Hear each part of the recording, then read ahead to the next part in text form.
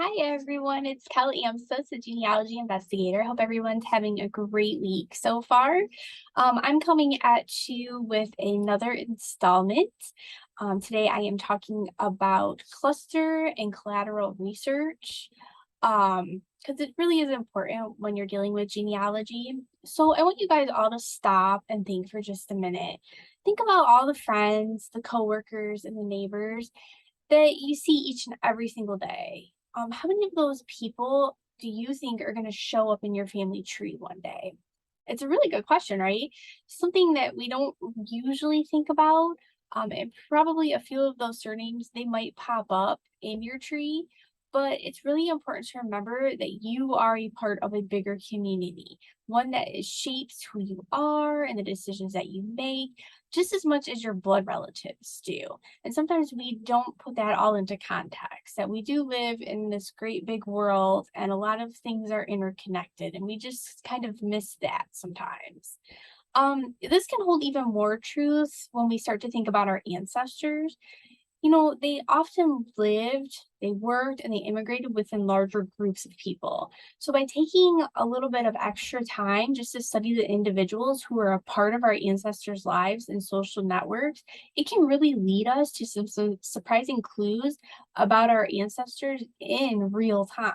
Right.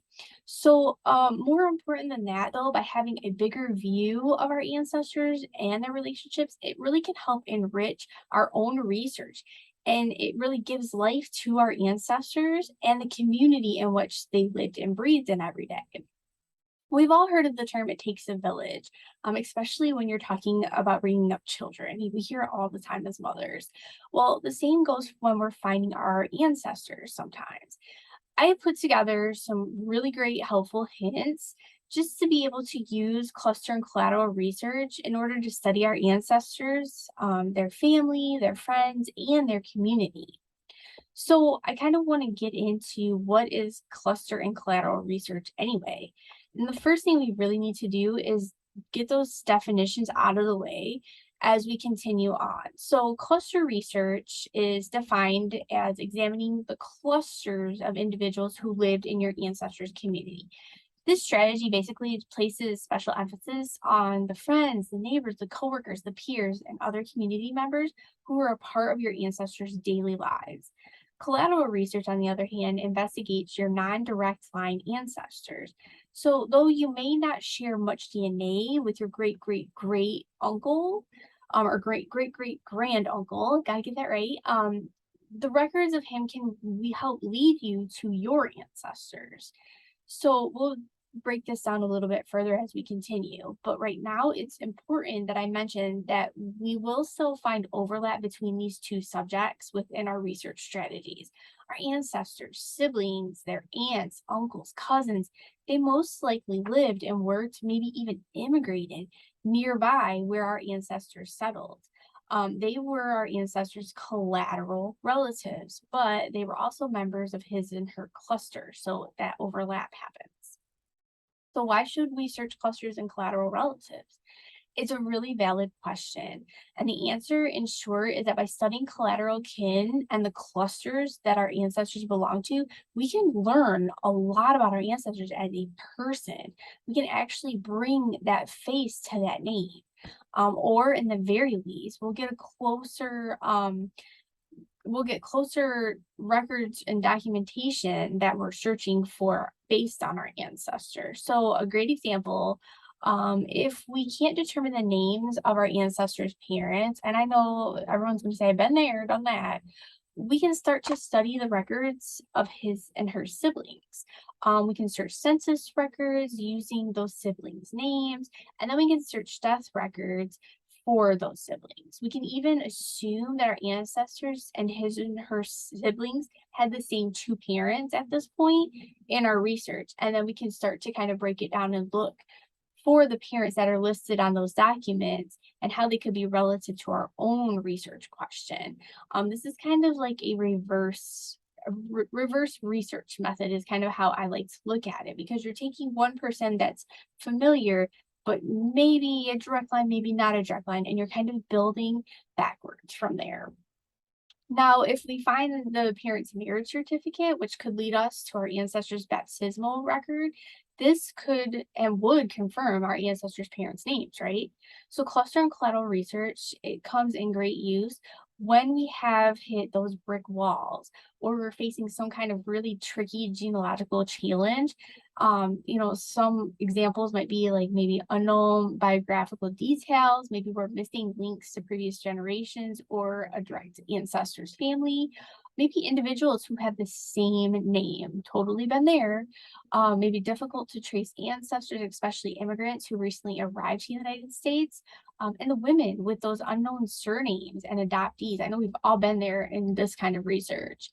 If we have questions about identity, kinship, or events like immigration, births, deaths, those types of things, or if we have ancestors that were born before 1850 with very few existing records today.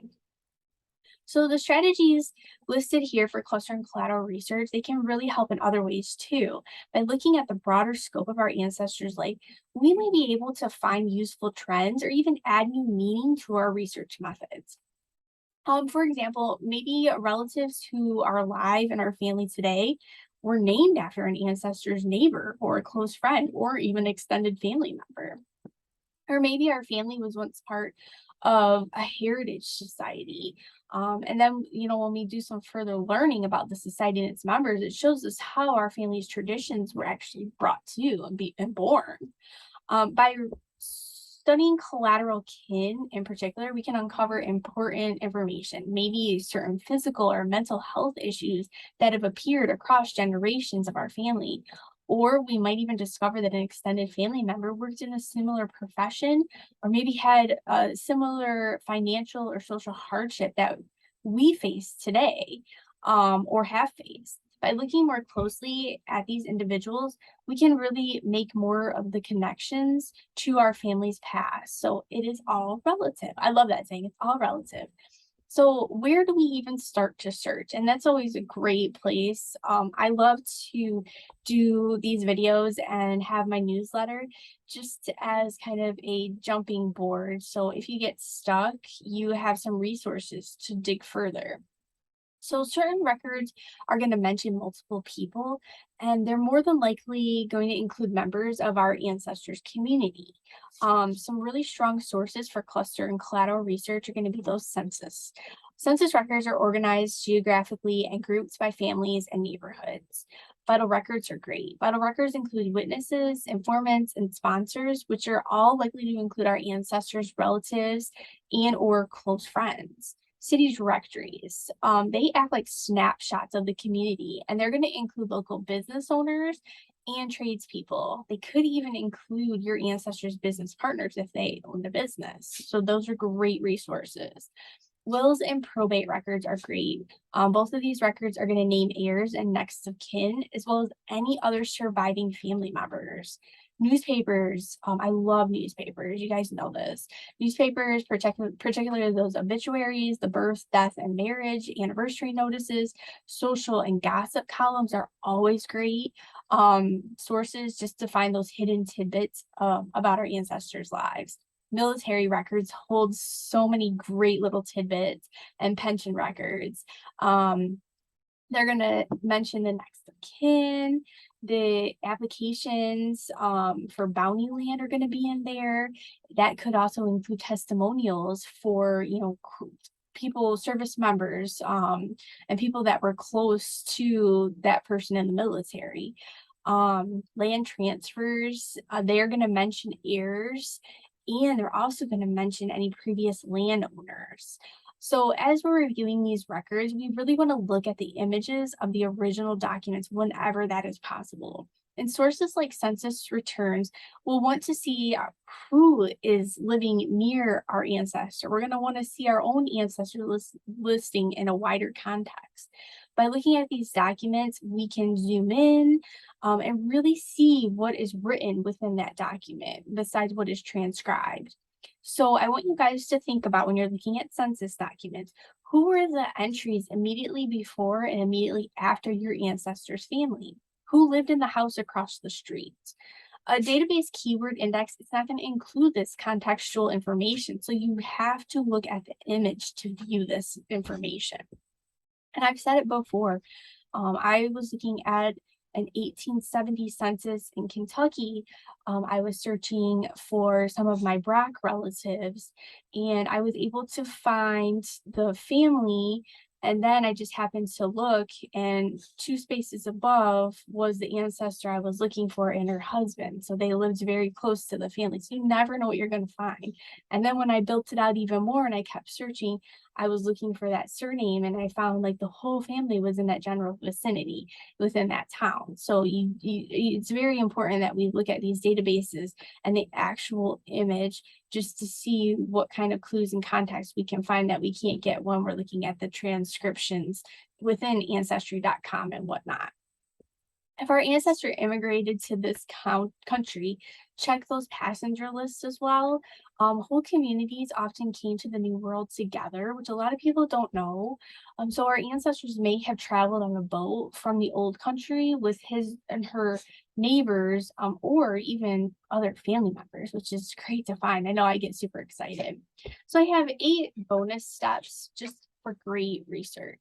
We've discussed why and where you should go for research clusters and collateral relatives. Now I kind of want to dig into how we should go about doing this research. So I uncovered 8 basic steps to help discover the members of our ancestors' community. The first step is we want to start gathering that information. I know you guys are like, duh. So what do we already know about our ancestor? Do any of his or her records that we already have mentioned, or that we already have mentioned his or her siblings? How about some aunts and uncles, friends, anything like that?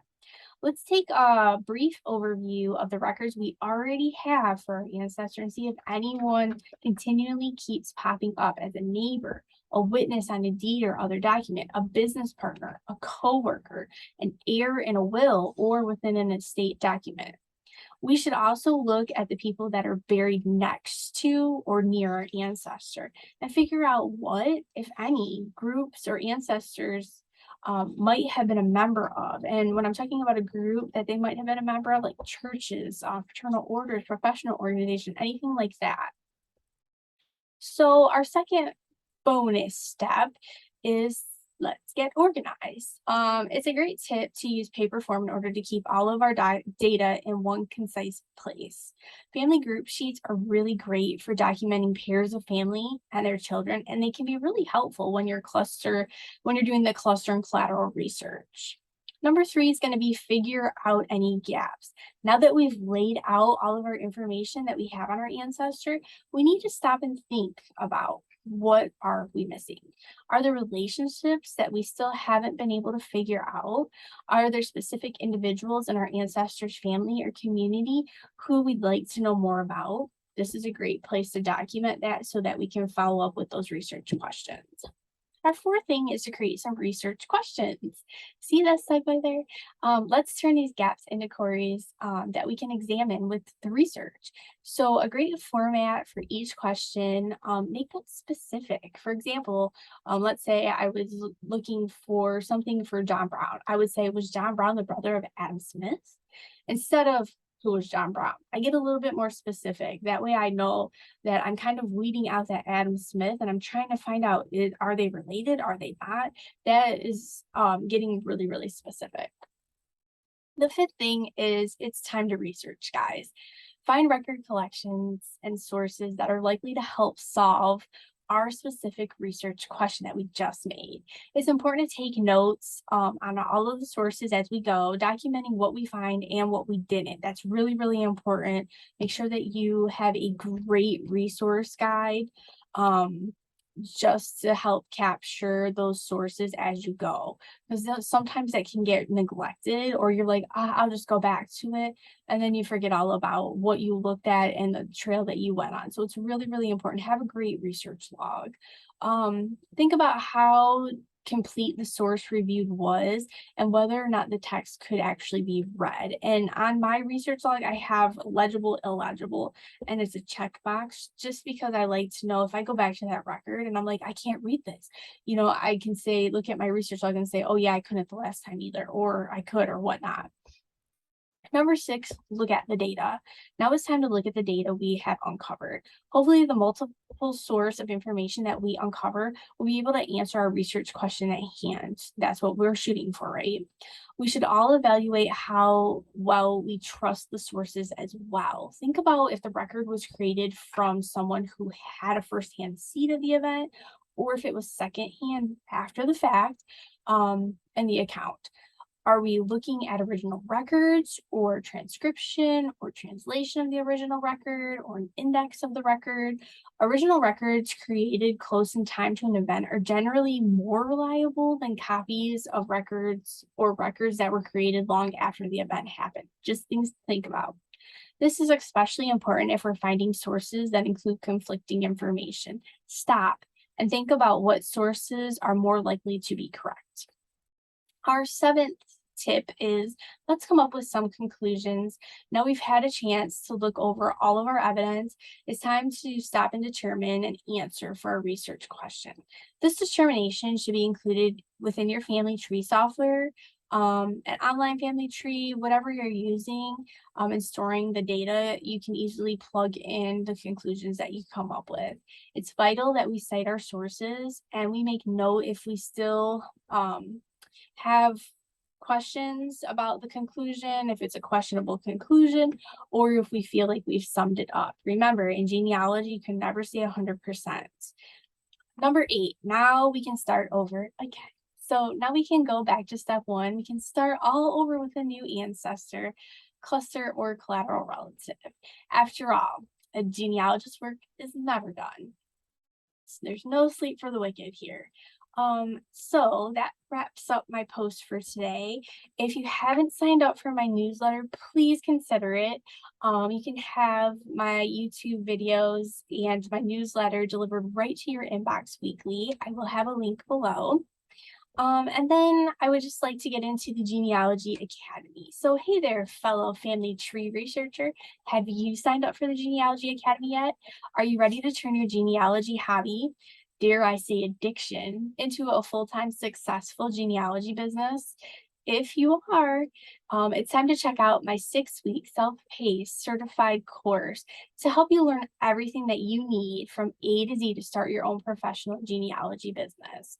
Class is in session now, so please sign up today to reserve your seat. I will have a link below. It's a great course. I've had several students go through it, and everybody has great things to say, so make sure that you grab your seat before I fill up again.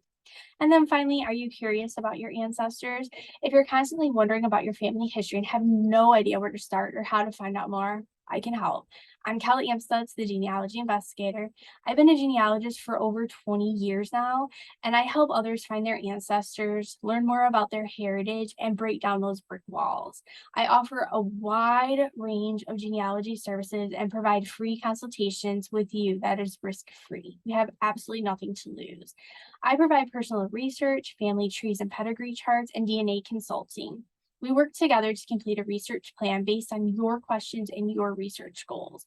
At the end of our agreed upon contract, you will have a research report on all of my findings with citations, abstracts of all my findings, and recommendations for further research. DNA consulting and unknown parentage searches help you determine what DNA tests to take, privacy concerns with DNA handling, interpreting those results, searching unknown parents or family members through DNA analysis, along with a traditional paper trail research plan. So I, the Genealogy Investigator, can help you answer those burning questions that you have about your family history. So please feel free to reach out. I will put a link below as well. I hope you guys enjoyed this episode. I hope you guys learned a lot about cluster and collateral research. If you have any questions, please feel free to reach out. I love engaging with my listeners, and if you have any recommendations or any advice for future episodes, please feel free to share as well. Have a great week. Talk to you soon.